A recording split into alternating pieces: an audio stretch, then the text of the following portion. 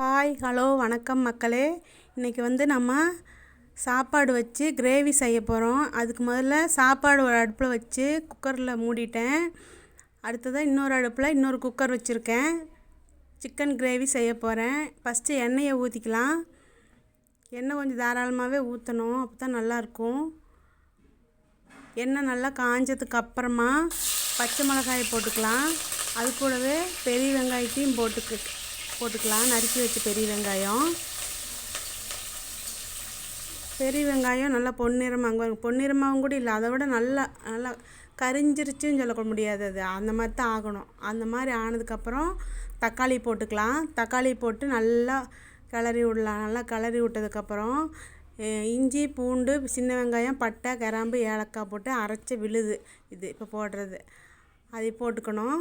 இஞ்சி பூண்டு சின்ன வெங்காயம் பட்டை கிராம்பு ஏலக்காய் போட்டு அதையும் நல்லா கிளறி விட்டுட்டு அது கொஞ்சம் நல்லா வணங்கணும், எண்ணெயிலே நல்லா வணங்கணும். அதுக்கப்புறமா மிளகாய் பொடி போட்டுக்கலாம். தனி மிளகாய் தூள் போட்டுட்டு அது கூடவே கொத்தமல்லி பொடியும் போட்டுக்கலாம். மல்லிப்பொடி தனியாத்தூள் போட்டுட்டு நல்லா கிளறி விட்டுக்கலாம். நல்லா அதுவே நல்லா கிரேவியாட்டம் வந்துருச்சு பாருங்க. நல்லா இதுவே சாப்பிட்லாம், அப்படியே உப்பு மட்டும் போட்டு அப்படியே சாப்பிட்லாம், சூப்பராக இருக்கும். அது கூட தான் நம்ம இப்போ கறியை போட போகிறோம். கறி 1 கிலோ கறி, சிக்கன் கறி வாங்கியிருக்கேன், அது போட போகிறோம். தண்ணி நல்லா வடிச்சுக்கிட்டு போடணும்.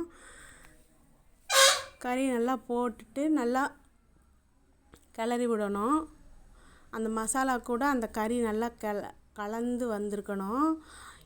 இந்த சமயத்தில் மூடி வைக்க போகிறதுக்கு முன்னாடி தண்ணி வருங்க, நான் எவ்வளோ ஊற்றுறேன்னு வருங்க, அவ்வளோதான். இது மாதிரி ஒரு 3 கை தண்ணி ஊற்றுனீங்கன்னா போதும்.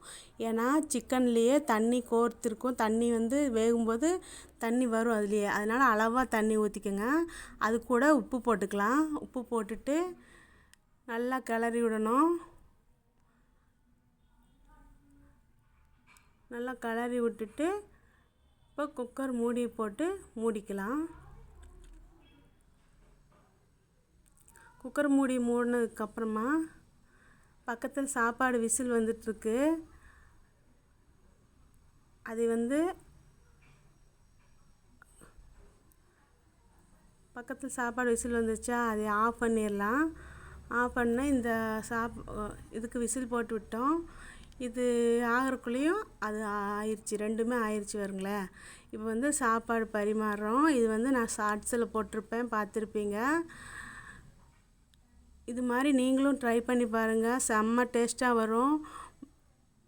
அந்த கிரேவி பார்த்திங்கன்னா பாருங்களேன், அந்த கிரேவி அப்படியே ஒரு டார்க்னஸ் கொடுக்குது பார்த்திங்களா, அதுக்கு தான் அந்த வெங்காயத்தை அவ்வளோ பொரிய வைக்கிறது. அந்த டார்க்னஸ் வரணுன்னா அந்த வெங்காயம் அப்படி பொரிஞ்சால் தான் வரும். சூப்பராக இருக்கும் டேஸ்ட்டு. நீங்களும் ட்ரை பண்ணி என்ஜாய் பண்ணுங்கள். என்னோடய வீடியோவுக்கு சப்போர்ட் பண்ணுங்கள், சப்ஸ்கிரைப் பண்ணுங்கள், லைக் பண்ணுங்கள், ஷேர் பண்ணுங்கள். நீங்களும் இது மாதிரி செஞ்சு பார்த்துட்டு எப்படி இருந்துச்சுங்கிறத கமெண்ட் பண்ணுங்கள். என்னோடய சேனலில் இது மாதிரி குக்கிங் செய்கிறதும் ஒரு வீடியோ போடலான்ட்டு இருக்கிறேன். எனக்கு தொடர்ந்து சப்போர்ட் பண்ணுங்கள் ப்ளீஸ். தேங்க்ஸ் ஃபார் வாட்சிங்.